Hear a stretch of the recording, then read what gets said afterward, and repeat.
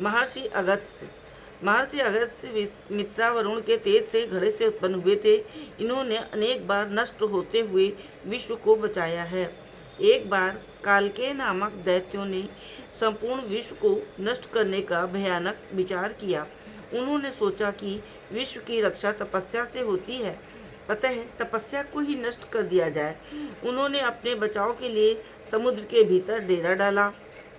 वे रात को समुद्र से बाहर निकलकर पृथ्वी पर छा जाते और खोज खोज कर तपस्वियों का संहार करते। थोड़े ही दिनों में पृथ्वी पर कंकाल ही कंकाल दिखाई देने लगे। यज्ञ याग सब बंद हो गए। देवताओं ने विष्णु की शरण ली। विष्णु ने बताया कि तुम लोग अगस्त्य को तैयार कर लो कि वे समुद्र को सुखा दें। उनके अतिरिक्त और कोई समुद्र को नहीं सुखा सकता। अगस्त्य विश्व के हित के लिए सदा तैयार ही रहते हैं। उन्होंने समुद्र को सुखा दिया। फिर तो विश्व के विनाशकों का ही सफाया हो गया। एक बार विंध्याचल सूर्य से अप्रसन्न होकर उनका रास्ता रोककर खड़ा हो गया। इससे विश्व को बहुत कष्ट होने लगा। अगस्त्य ने इस विपत्ति से विश्व को बचाया। वे काशी छोड़कर दक्षिण चले गए और आज तक न लौटे। नहुष के अत्याचारों से महर्षि अगस्त्य ने ही इंद्राणी की लाज रखी। आतापी और वातापी दोनों भाइयों ने प्रतिदिन हजारों ब्राह्मणों की हत्या प्रारंभ कर दी थी। महर्षि अगस्त्य ने उनका अंत कर इस विभीषिका का भी अंत कर दिया था। पितरों के उद्धार के लिए इन्होंने लोपामुद्रा से विवाह किया था। इनके पुत्र का नाम दृढ़स्यु था। भगवान श्री राम जब वनवास के समय अगस्त्य के आश्रम में पहुँचे थे, तब वहाँ ब्रह्मा विष्णु इंद्र सूर्य आदि प्रधान प्रधान देवों को देखा था।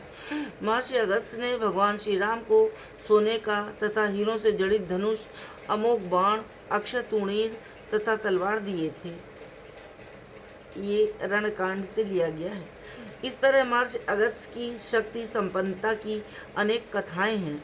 इनके जीवन का एक सरस पक्ष बहुत ही मधुर है। भगवान श्री राम के प्रेम में इनका बाहर भीतर सदा सराबोर रहता था। इसी प्रेम की चर्चा आश्रमवासियों को भी सराबोर करती रहती थी। प्रत्येक आश्रमवासी प्रेमानंद में उल्लसित रहता था। वहाँ भगवान शंकर भी आ जाया करते थे।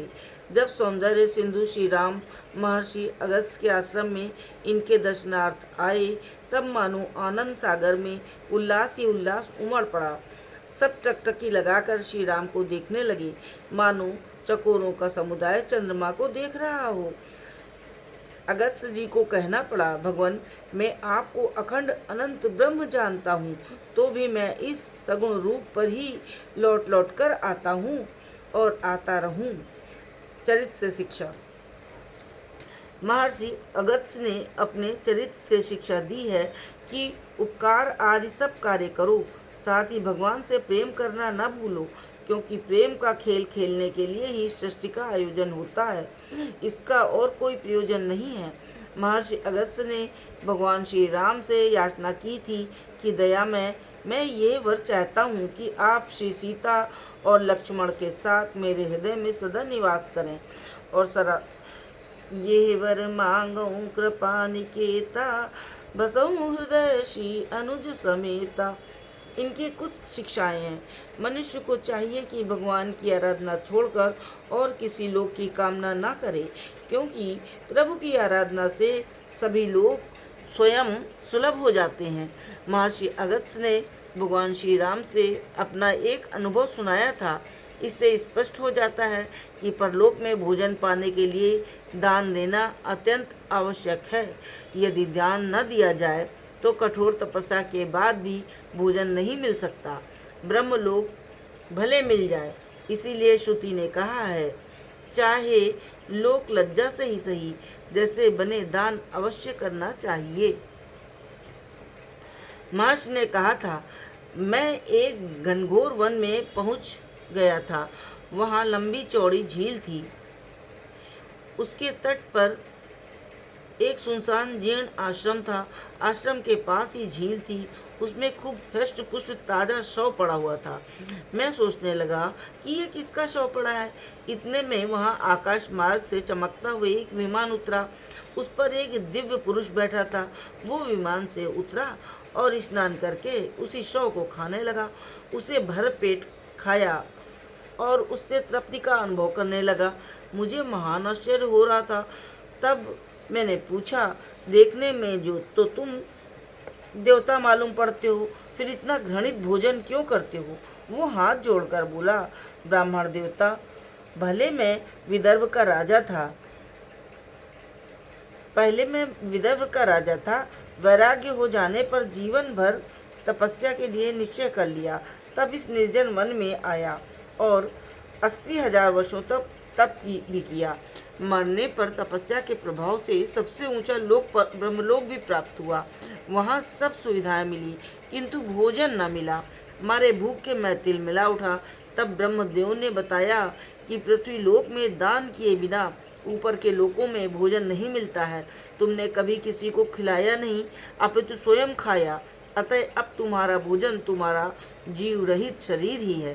100 वर्ष के बाद जब अगस्त्य जी मिलेंगे तब तुम्हारा कल्याण करेंगे।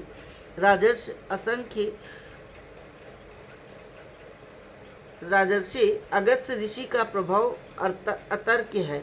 वे इंद्र सहित सभी देवताओं और असुरों का भी उद्धार कर सकते हैं। राजा श्वेत ने आगे कहा, न जाने कब उन महान ऋषि के दर्शन होंगे। यूं मेरे 100 वर्ष पूरे हो गए हैं।